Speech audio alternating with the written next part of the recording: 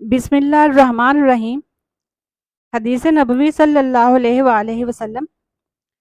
ابو اسامہ نے بیان کیا، ان سے ہشام بن عروہ نے، ان سے ان کے باپ عروہ بن زبیر نے، ان سے حضرت عائشہ صدیقہ رضی اللہ عنہا نے، آپ نے بتلایا کہ حضرت ابو بکر رضی اللہ عنہ تشریف لائے تو میرے پاس انصار کی دو لڑکیاں وہ اشعار گا رہی تھیں جو انصار نے بعض کی جنگ کے موقع پر کہے تھے۔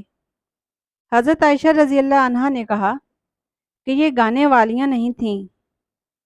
حضرت ابو بکر رضی اللہ عنہ نے فرمایا کہ رسول اللہ صلی اللہ علیہ وآلہ وسلم کے گھر میں یہ شیطانی باجے اور یہ عید کا دن تھا۔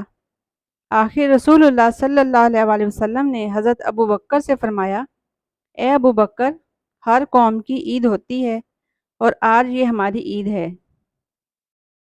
حضرت صلی اللہ علیہ وآلہ وسلم کے زمانہ میں ہمیں عید کے دن عید گاہ میں جانے کا حکم تھا۔ کنواری لڑکیاں اور حائضہ عورتیں بھی پردہ میں باہر آتی تھیں۔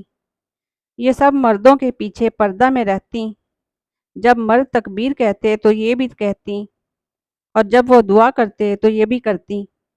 اس دن کی برکت اور پاکیزگی حاصل کرنے کی امید رکھتیں۔